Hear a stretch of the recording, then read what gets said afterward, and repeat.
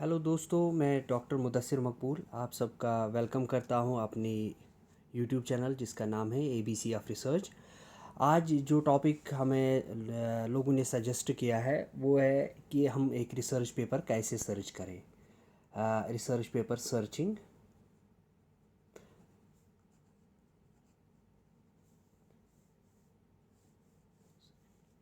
तो कैसे हम सर्च करें, सबसे पहले ये यूजुअली मैंने आपको पहले अपने वीडियोस में बताया है कि ये जो हम इंस्ट्रक्शंस दे रहे हैं, वीडियोस अपलोड कर रहे हैं, ये उनके लिए हैं जो बिगनर्स ऑफ द रिसर्च है। तो जैसे एमएससी प्रोजेक्ट कर रहे हैं, एम फार्मा वगैरह प्रोजेक्ट कर रहे हैं, तो इवन जो पीएचडी में न्यूली एडमिटेड है उनके लिए है। तो उनके लिए हम ये बता रहे हैं कि अगर आपको कोई भी टॉपिक आप सर्च करना है, तो इससे पहले आपको नहीं पता है कैसे सर्च करना है, सबसे पहले आप गूगल में ही डायरेक्टली सर्च कर दीजिए उस टॉपिक के बारे में, और मैक्सिमम जानकारी आपको फ्रॉम बिगिनिंग विकिपीडिया वगैरह से मिल जाएगी। तो वहाँ से जानकारी, मोटा मोटा जानकारी के बाद आप उसके जो पर्टिकुलर टर्म्स हैं वो आप देख के, आप नोट करके उनको सर्च करेंगे। कैसे सर्च करेंगे? एक सर्चिंग इंजन है लाइक गूगल ही है वो, मगर गूगल स्कॉलर। उसमें हम कैसे करते हैं उसका ये ट्यूटोरियल के बाद हम उसका प्रैक्टिकल भी दिखा देंगे आपको कंप्यूटर से। तो गूगल स्कॉलर एक सर्चिंग इंजन है, उसमें आप जो कीवर्ड्स है, लाइक अगर आप किसी चीज़ के बारे में जानना चाह रहे हैं, किसी टॉपिक के बारे में जानना चाह रहे हैं, फॉर एग्ज़ाम्पल आज बहुत चर्चा चल रही है एक ड्रग मॉलिक्यूल का जो है हाइड्रोक्सीक्लोरोक्विनोलिन। ये हम एक एग्ज़ाम्पल दे रहे हैं, क्विनोलिन। तो ये आपका फॉर एग्ज़ाम्पल एक कीवर्ड हो गया जिससे आप सर्च कर सकते हैं। दूसरा कीवर्ड, अगर आप इसी ड्रग, यूजुअली ये ड्रग एंटी मलेरियल है, तो आप दूसरा कीवर्ड इसी का देख सकते हैं, मलेरिया। ये छोटे छोटे ऐसे वर्ड्स हैं जिससे आपको उस फील्ड के बारे में ब्रॉड नॉलेज मिल जाएगी। जैसे आप मलेरिया ढूंढेंगे, मलेरिया के साथ साथ में आपको मलेरिया पेशेंट्स के सिम्टम्स, मलेरिया पेशेंट, मलेरिया का कॉजेज़, मलेरिया का ट्रीटमेंट वगैरह, failure of the treatment, available drugs, ये सब सारे मिल जाएंगे जो ही आप टर्म मलेरिया डालेंगे। और सर्च करने के साथ साथ में आपको क्या करना है, आपको जो कीवर्ड्स है बार बार चेंज करने हैं, सो दैट कि आपको मैक्सिमम जो इन्फॉर्मेशन है, मैक्सिमम पेपर्स है वो आपको मिल जाएंगे। ठीक है।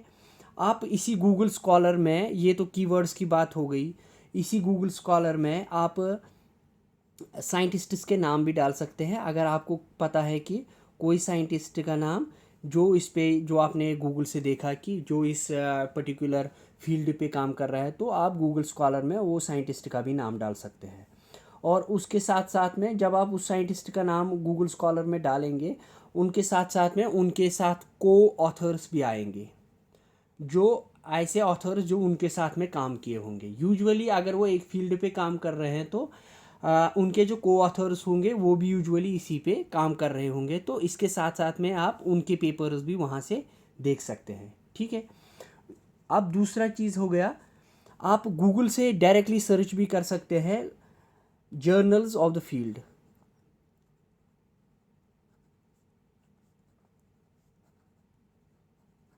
जैसे आपको किसी फील्ड के बारे में जानकारी नहीं है, for example medicinal chemistry, for example material science, और for example chalcogenides, for example semiconductors, कुछ फील्ड है ऐसे जिनके बारे में आपको पहले नॉलेज नहीं है कि उसमें कौन कौन से पर्टिकुलर जर्नल हैं जो उस काम को पब्लिश करते हैं। तो आप डायरेक्टली क्या कर सकते हैं, आप directly journals of the field, particular field, for example journals of medicinal chemistry, Google में डाल सकते हैं। वहाँ पे आप लिस्ट ऑफ जर्नल्स आपको मिल जाएगा।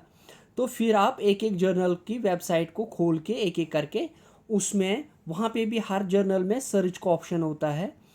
तो आप वहाँ पे भी सर्च के ऑप्शंस में ये कीवर्ड्स डाल सकते हैं जो पर्टिकुलर कीवर्ड्स आप ढूंढ रहे हैं। इसके साथ साथ में और एक चीज़, मैं अब गूगल में ही इस फील्ड के लीडिंग साइंटिस्ट्स का नाम डाल सकते हैं। फॉर एग्जांपल अगर आप मलेरिया ड्रग सिंथेसिस पे काम कर रहे हैं तो आप गूगल में डायरेक्टली डाल सकते हैं scientists working in this particular field, ठीक है, वो आप डाल सकते हैं। जब आप को वहाँ से साइंटिस्ट्स के नाम मिल जाएंगे तो वो साइंटिस्ट्स के नाम आप जर्नल में भी डाल सकते हैं, पर्टिकुलर जर्नल में एक एक करके उस जिस टाइप का उनका काम होगा उस टाइप के जर्नल्स में आप उन साइंटिस्ट्स का भी नाम डाल सकते हैं। आप उन साइंटिस्ट्स का नाम गूगल स्कॉलर में जैसे मैंने बताया अभी उसमें भी डाल सकते हैं। इसके अलावा एक सर्चिंग इंजन और एक है जिसका नाम है रिसर्च गेट। रिसर्च गेट, इस रिसर्च गेट में भी आप टॉपिक डाल सकते हैं, कोई भी पर्टिकुलर टॉपिक सर्च के ऑप्शन में डाल सकते हैं या किसी साइंटिस्ट का नाम डाल सकते हैं। तो वहाँ से आपको वो साइंटिस्ट किस पे काम कर रहा है, लास्ट डे पेपर्स क्या है, और इन सब में आप ध्यान दें। अगर आप कोई भी काम ढूंढ रहे हैं, कोई भी पेपर ढूंढ रहे हैं, यूजुअली आप कोशिश क्या करें, रीसेंट पेपर्स ढूंढने की।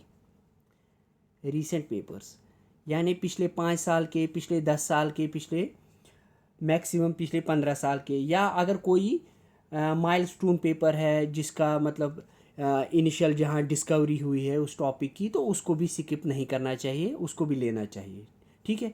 और पेपर सर्च करते समय और एक बात का ध्यान ज़रूर रखना चाहिए कि जो आप पेपर्स सर्च कर रहे हैं उनके जर्नल्स आप ज़रूर देखें कि जर्नल्स किस टाइप के जर्नल्स हैं। एक होता है इम्पैक्ट फैक्टर। इम्पैक्ट फैक्टर भी एक हम कहेंगे कि एक नंबर है जिससे हमें ये पता चलता है कि इसमें कितने, इस जर्नल में एक पर्टिकुलर पीरियड ऑफ टाइम में कितने पेपर पब्लिश हुए हैं और कितने पेपर उससे पहले एक साल में साइट हुए हैं। यानी ओवरऑल हम मोटा मोटा आपको ये बताएंगे कि जितना अच्छा इम्पैक्ट फैक्टर होगा किसी जर्नल का उतना वो अच्छा रेप्यूटेड जर्नल है। तो इससे आपको हमेशा ये कोशिश रहनी चाहिए कि जितना अच्छा इम्पैक्ट फैक्टर का पेपर हो, जर्नल हो, तो उसमें आप सर्च करें तो ज़्यादा इन्फॉर्मेशन, पर्टिकुलर इन्फॉर्मेशन बहुत अच्छी आपको मिलेगी और सही सही इन्फॉर्मेशन मिलेगी, ठीक है। क्योंकि सही इन्फॉर्मेशन मिलना बहुत ज़रूरी है, अदरवाइज़ कुछ काम ऐसे भी छापते हैं लोग जो आपको मिसगाइड कर सकते हैं और आपको इन्फॉर्मेशन आधी अधूरी भी दे सकते हैं, ठीक है। और फॉर एग्ज़ाम्पल अगर हम जर्नल्स की बात करें, केमिस्ट्री की अगर बात करें तो हम ACS अमेरिकन केमिकल सोसाइटी का या royal society of chemistry RSC की बात करें, RSC की बात करें, और इसके अलावा नेचर केमिस्ट्री वगैरह, नेचर केमिस्ट्री, ये कुछ अच्छे पब्लिशिंग ग्रुप्स हैं, ये सब आप देखेंगे। और उस पर्टिकुलर ACS पब्लिशिंग ग्रुप है, इसमें बहुत सारे जर्नल्स हैं जो केमिस्ट्री पे, मेडिसिनल केमिस्ट्री पे काम करते हैं, कुछ ऑर्गेनिक केमिस्ट्री पे काम करते हैं, कुछ physical, inorganic, so on and so fourth. तो ऐसे ही RSC में भी है, ऐसे ही नेचर केमिस्ट्री में भी है। तो पर्टिकुलर फिर आप एक पर्टिकुलर जो आपकी इंटरेस्ट का जर्नल है उसको आप देखेंगे और उसमें सर्च करेंगे, ठीक है। और उसमें सर्च करने के साथ साथ ईयर ऑफ पब्लिशिंग भी होता है। अगर आपको किसी पर्टिकुलर ईयर के चाहिए, फॉर एग्जांपल 2002 से 2005 के पेपर्स चाहिए, या 2015 से आपको 2020 के पेपर चाहिए, तो आप वो उसमें डाल सकते हैं, वहाँ से आपको मिल जाएगा, ठीक है। और एक सर्चिंग इंजन है जैसे साइंस डायरेक्ट। साइंस डायरेक्ट में भी आपको हेल्थ साइंस जैसे मेडिसिनल केमिस्ट्री, बायोलॉजी वगैरह के पेपर्स मिल सकते हैं, ठीक है। इसमें भी सर्चिंग के ऑप्शंस हैं, आप वहाँ पे सर्चिंग कर सकते हैं और सर्च कर सकते हैं डिफरेंट कीवर्ड्स डाल डाल के। एक कीवर्ड डाला उससे आपको 10 पेपर मिले, और दूसरी बार दूसरा कीवर्ड डाल के दूसरे 10 पेपर मिल सकते हैं आपको, या इनमें कुछ पेपर रिपीट भी हो सकते हैं अगर कीवर्ड सिमिलर टाइप के हों, ठीक है। और इसके बाद एक और आता है RCSB। जो RCSB है, ये प्रोटीन डाटा बैंक है जिसमें जो ये एक डेटाबेस है जो भी क्रिस्टल स्ट्रक्चर्स नोन हैं, protein crystal structures, protein data bank है ये। तो इसमें अगर आप किसी एक पर्टिकुलर प्रोटीन के बारे में जानना चाहते हैं, उसका क्रिस्टल स्ट्रक्चर के बारे में जानना चाहते हैं, या उसके रिलेटेड जितने भी इनहिबिटर्स वगैरह रिपोर्टेड है, या जितने भी पेपर्स अभी तक आए हैं, तो आप ऐसा कर सकते हैं। उसमें भी जो सर्चिंग का ऑप्शंस है वहाँ पे ये वेबसाइट्स पे आप जा के वहाँ सर्चिंग ऑप्शंस में ये कीवर्ड्स डाल सकते हैं और आपको वो पर्टिकुलर पेपर पता चलेगा। ठीक है। अब इसके बाद आता है जब आप ये पेपर देखेंगे, क्योंकि ये पेड होता है इनका एक्सेस, तो आप घर पे या मोबाइल फ़ोन पे या आप अपने पर्सनल लैपटॉप पे शायद बहुत सारे पेपर नहीं खोल पाएंगे। तो आप क्या करेंगे, अगर आप कोई पेपर खोल लिए तो आप मोस्टली एब्स्ट्रैक्ट उस पेपर का आप पढ़ सकते हैं। और एब्स्ट्रैक्ट ही चूँकि क्रैक्स होता है, तो आप एब्स्ट्रैक्ट से ये पर्टिकुलर पेपर के बारे में जान सकते हैं कि इसके अंदर इंफॉर्मेशन क्या है, इन्होंने काम क्या किया है, इन्होंने इनपुट क्या लिया है और इनका आउटपुट क्या आया है। ये आपको एब्स्ट्रैक्ट से पता चल सकता है। अगर आपको अब ये पता चला कि एब्स्ट्रैक्ट ये पेपर आपके काम का है, तो आप उसमें क्या करेंगे। मैंने इससे पहले वाले वीडियो में भी बताया था, एक पेपर का होता है DOI नंबर। तो आप वो DOI नंबर किसी अपने दोस्त को जो यूनिवर्सिटी में उस टाइम काम कर रहा होगा, यूनिवर्सिटी में किसी रिसर्च इंस्टीट्यूट में जहाँ पे एक्सेस होगा इस इन जर्नल्स का, तो उनको वो DOI नंबर आप कॉपी करके मेल कर सकते हैं, व्हाट्सएप कर सकते हैं। तो वो वहाँ से आपको उस पेपर का PDF फॉर्म भेज सकते हैं बहुत ईजीली। आपको पेपर का टाइटल, पेपर के ऑथर्स का नाम, ये सब कॉपी करके उनको पेस्ट करके नहीं है ज़रूरत भेजने की। तो आप ओनली DOI नंबर भेज के उनको उनसे ये PDF फाइल मंगा सकते हैं। और अगर आप किसी रिसर्च इंस्टीट्यूट में हैं और किसी यूनिवर्सिटी में हैं, तो यूजुअली वहाँ एक्सेस होगा, तो you can get the PDF form of that particular paper. ठीक है। तो इसके अलावा मैं आपको क्या बताऊं, इसके अलावा जो आप ये पेपर अब PDF फॉर्म में डाउनलोड करेंगे या किसी से मंगाएंगे, तो आप क्या करें, आप इनका एक फ़ोल्डर अच्छे से बनाएं और इनका जो आप एक पर्टिकुलर, फॉर एग्ज़ाम्पल एक रिज़ल्ट है इस पेपर का, जिस वजह से आपने उस पेपर को सेव किया या डाउनलोड करा, तो आप काइंडली क्या करेंगे, उस पेपर को वो नाम एक नेम दे दें, ऐसा उसका नाम चेंज करके जो उसकी फाइंडिंग है, पर्टिकुलर फाइंडिंग है जिस वजह से आपने वो पेपर सेव किया। फॉर एग्ज़ाम्पल एक पेपर आपको मिला GSK3 inhibitor, GSK3 beta inhibitor, तो आपने इस पेपर का नाम यही रख दिया, GSK3 बीटा इनहिबिटर। ठीक है। अब दूसरा पेपर आपको मिला एसिटाइल कोलिन एस्टरेस इनहिबिटर, इनहिबिशन, ये एक एंजाइम पे, ये दूसरे एंजाइम पे। आप क्या करेंगे, अगर इनको आप इससे नाम रखेंगे और इसको इससे नाम रखेंगे, इससे आपको क्या होगा, जब आप 2 साल या 4 महीने बाद या 1 साल बाद इस पर्टिकुलर पेपर को ढूंढने या देखेंगे, ये आप जो आपने लाइब्रेरी बना के रखी है पेपर्स की, तो आपको बिल्कुल सारे पेपर खोल खोल के देखने की ज़रूरत नहीं है। आपको उनके नाम से ही पता चलेगा कि ये कौन सा पर्टिकुलर पेपर है। इससे आपको आसानी होगी आगे काम करने में। ठीक है दोस्तों। तो इसके बाद मैं आपको दिखाऊंगा थोड़ा ये कैसे ये काम करते हैं, ये जर्नल्स कैसे हम इनको सर्च करते हैं। तो प्लीज़ आप यहाँ मेरी स्क्रीन, लैपटॉप स्क्रीन की तरफ देखें। हाँ, ये गूगल स्कॉलर का ऐसे खुलता है। ठीक है।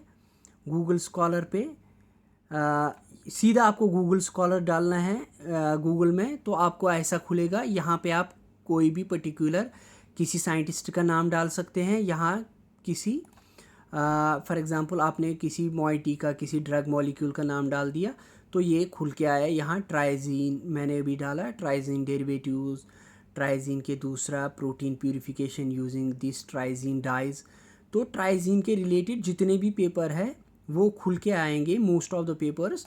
तो ऐसे ही करके आप दूसरा पेपर देखेंगे, तीसरा पेपर देखेंगे, कुछ पेपर ऐसे आप खोलने की कोशिश करेंगे जो जो आपको लगेगा कि ये हमारे काम का है, तो वो पेपर, पर्टिकुलर पेपर आप यहाँ से खोल सकते हैं। ठीक है दोस्तों, ये देखिए ये खुल गया पेपर यहाँ, मगर ये पेपर यहाँ पे आपको अवेलेबल नहीं है शायद ओपन। तो जो पेपर ओपन ना हो तो उस पेपर को आप DOI नंबर कॉपी करके किसी अपने दोस्त के पास भेज सकते हैं। और एक अभी मैंने बताया आपको साइंस डायरेक्ट, सीधा डालना है विदाउट एनी स्पेस sciencedirect.com। तो sciencedirect.com में आपको जर्नल्स और ये डिफरेंट कीज़ है देखने के। साइंस डायरेक्ट आप खोलेंगे, यहाँ पे आप कीवर्ड डाल सकते हैं। देखिए दोस्तों, यहाँ पे कीवर्ड डाल सकते हैं, यहाँ पे किसी ऑथर का नाम डाल सकते हैं, जो भी जर्नल जिसमें आपको ढूंढना चाह रहे हैं वो यहाँ डाल सकते हैं, वॉल्यूम डाल सकते हैं, इशू डाल सकते हैं, पेज नंबर कहाँ से कहाँ तक, और फिर आप सर्च कर सकते हैं। इससे भी आपको बहुत आसानी से चीज़ें मिलेंगी। ठीक है दोस्तों, और एक है NCBI जो national centre for biotechnology information है, ये भी एक डेटाबेस है। यहाँ पे आप कुछ भी जो कीवर्ड्स है, साइंटिस्ट्स के नाम हैं, वो सब यहाँ पे डाल के सर्च कर सकते हैं। ठीक है दोस्तों, और एक है रिसर्च गेट। यहाँ पे भी आप जैसे रिसर्च गेट, टॉपिक्स, साइंटिस्ट्स के नाम, सर्च पब्लिकेशंस, सर्च रिसर्चर्स, ये सब करके आप एक एक करके सर्च करना है। बस कीवर्ड्स बदलते रहना है, साइंटिस्ट्स के नाम बदलते रहना है। दूसरा और एक चीज़ मैंने अभी बताया आपको, प्रोटीन डेटा बैंक PDB। तो वो प्रोटीन डेटा बैंक एक डेटाबेस है जिसमें most of the protein structures, जिनके क्रिस्टल स्ट्रक्चर्स अभी तक नोन है, वो इसमें है। यहाँ पे आप उस प्रोटीन का नाम डाल सकते हैं, या एक प्रोटीन डेटा बैंक ID भी होता है जिसको PDB ID बोलते हैं। फॉर एग्ज़ाम्पल मैं अभी एक प्रोटीन का डालूँगा 1XQ8, ये मैंने डाला, ये ह्यूमन अल्फा साइनुक्लिन प्रोटीन है। ये जो ID है 1XQ8, ये इसकी ID है सर्च करने की इसी प्रोटीन डेटा बैंक में। अगर आपको याद भी ना हो, आप ह्यूमन माइसिल बाउंड अल्फा साइनुक्लिन डाल सकते हैं, या अगर आप अल्फा साइनुक्लिन डालेंगे, जितने भी अल्फा साइनुक्लिन के प्रोटीन स्ट्रक्चर्स अभी तक इसमें अवेलेबल है, क्रिस्टल स्ट्रक्चर्स, तो उनके बारे में सारा ये बता देगा। ठीक है दोस्तों, इसके अलावा मुझे क्या बताना था आपको, हाँ, यहाँ पे भी हम DOI नंबर मिल रहा है इस पेपर का, तो हम यहाँ से DOI नंबर कॉपी करके निकाल सकते हैं वो पर्टिकुलर पेपर। अगर आपके पास एक्सेस ना हो तो एक शॉर्टकट है साई हब के नाम से। साई हब आप गूगल पे डाल देंगे, SCI-HUB-Hub.TW, ये डाल के आपको ये मिल जाएगा, ऐसे विंडो खुलेगी। तो आप ये DOI नंबर किसी भी पेपर का, अगर आपके पास एक्सेस ना हो घर पे बैठे, तो किसी भी पेपर का DOI number, most of the papers का डाल के यहाँ DOI नंबर, PMID नंबर, ये डाल लेंगे आप, तो आपको वो पेपर मिलना चाहिए। ठीक है, आर्टिकल नॉट फाउंड, और कभी कभार इसमें होता भी नहीं है और कभी कभार होता है।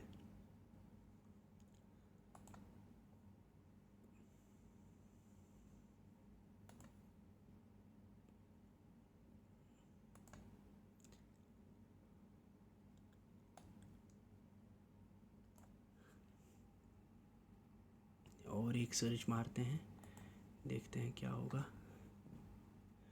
कभी कभार एक बेसिकली ये रेस्ट्रिक्टेड साइट है, कभी कभार ये बंद भी होती है किसी वजह से, और कभी कभार खुल भी जाता है पेपर। तो ये आप पेपर घर बैठ के खोल भी सकते हैं अपने पढ़ने के लिए। ठीक है, तो आई थिंक जितना मैं अभी बताया ये इन्फॉर्मेटिव है आप लोगों के लिए। और एक चीज़ है केमिस्ट्री के स्टूडेंट्स के लिए जिसका नाम है SciFinder, SCIFINDER। इन दिनों लॉकडाउन के कारण SciFinder ओपन है हर किसी के लिए, घर में भी आप यूज़ कर सकते हैं। अदरवाइज़ इसका भी एक्सेस लेना पड़ता है यूनिवर्सिटीज़ और रिसर्च इंस्टीट्यूट्स को। तो इस SciFinder में आप यहाँ लेफ़्ट साइड में देखेंगे author name, company name, document identification जो DOI होता है मैंने अभी बताया, जर्नल का नाम, पेटेंट या कोई केमिकल स्ट्रक्चर, ऐसे करके रिएक्शन स्ट्रक्चर, या आप यहाँ पे कुछ कीवर्ड डाल सकते हैं जैसे कोई कोर मोइटी है, ट्राइजीन 124 ट्राइजीन, यहाँ पे आप डाल सकते हैं, फिर आप सर्च भी कर सकते हैं। इसके अलावा यहाँ पे आप रिएक्शन स्ट्रक्चर में डाल के यहाँ पे एक विंडो खुलेगी जो similar to that of your camera होती है, और यहाँ पे आप कोई स्ट्रक्चर ड्रा कर सकते हैं। फिर उस स्ट्रक्चर को एज फॉर एग्ज़ाम्पल अगर आपको इस टाइप का मॉलिक्यूल बनाना है तो इसको आप यहाँ से एज रिएक्टेंट देख सकते हैं या एज प्रोडक्ट देख सकते हैं कि ये जो स्ट्रक्चर है ये आपका क्या है। फॉर एग्ज़ाम्पल अगर आप एज प्रोडक्ट सर्च करेंगे तो आपको ये दिखाएगा कि ये किस चीज़ से बनता है। यहाँ पे आप सर्च करके ओके करेंगे। आपका सर्चिंग इस टाइम हो रहा है।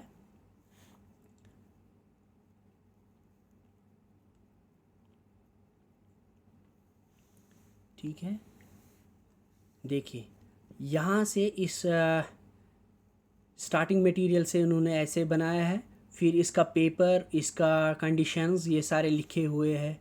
अगर आपको इससे नहीं बनाना है, इससे बनाना है, तो इसका पेपर, इसके रिसर्च जो रिएक्शन कंडीशंस हैं वो सारे लिखे हुए हैं यहाँ पे।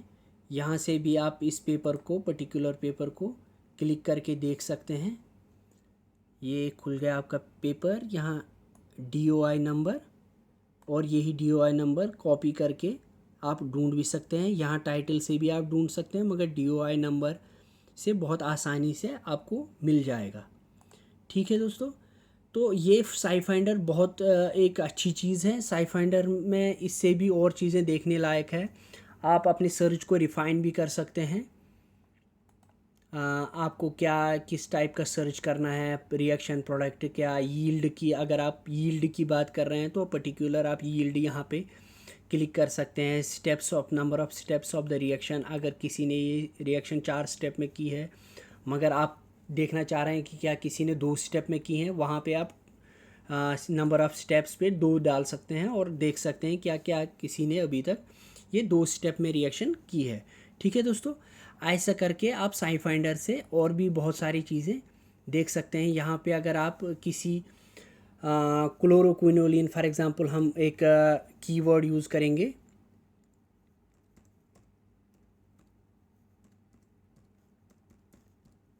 क्लोरोक्विनोलिन बहुत अच्छा मॉलिक्यूल माना जाता है अभी तक मलेरिया के लिए। तो डायरेक्टली क्लोरोक्विनोलिन अभी तक इतने रेफरेंसेस 4032 रेफरेंसेस में अभी तक यूज़ हुआ है ये वर्ड क्लोरोक्विनोलिन। ये देखिए दोस्तों, ऐसे इसके पेपर क्लोरोक्विनोलिन के बारे में मोस्ट ऑफ द पेपर्स यहाँ खुल रहे हैं। इसके साथ साथ में अगर हम यहाँ पे ध्यान दें तो यहाँ ऑथर्स नेम या डेटाबेस या जर्नल या पब्लिशिंग ईयर, हम पूरे अपने जो इसको रिफ़ाइन भी कर सकते हैं। अगर हम देखना चाहेंगे कि क्लोरोक्विनोलिन पे 2019 में, लास्ट ईयर में कितने पेपर पब्लिश हुए हैं, तो ये जो 193 पेपर्स हैं, 193 ये सारे पेपर्स क्लोरोक्विनोलिन के बारे में हैं और जो 2019 में पब्लिश हुए हैं। इसके बाद हम 2018 भी ट्राई कर सकते हैं, 2017 ट्राई कर सकते हैं। तो ईयर बाय ईयर हम यहाँ पे एक एक करके इनको रिफ़ाइन कर सकते हैं अपने सर्च को। आप जब तक आप खुद से एक बार शुरू नहीं करेंगे, जो जो अभी मैंने ये सारी चीज़ें बताई आपको, एक बार आप शुरू नहीं करेंगे काम करना इस पे, तो तब तक आपको याद नहीं रहेगा और आप सीखेंगे एक चीज़ आप सर्च करेंगे, आप दूसरी सीखेंगे, दूसरे देखते देखते आपको और एक चीज़ का पता चल जाएगा। तो इस वीडियो में अभी मुझे इतना ही लग रहा है जो बताने क्या है। अगर आपको लग रहा है कि कोई चीज़ छूट रही है या कहीं आपको परेशानी फिर हो रही है सर्च करने में, तो जो ये वीडियो है इसके कमेंट्स में आप ज़रूर लिखें योर सजेशंस और वेलकम एट एनी टाइम। आप ज़रूर इसमें लिख दें, तो मैं नेक्स्ट वीडियो जो कमिंग वीडियो होगा उसमें वो कवर करने की कोशिश करूँगा। अभी तक के लिए thank you so much for patiently listening to me. This is Dr. Mudassir Maqbool.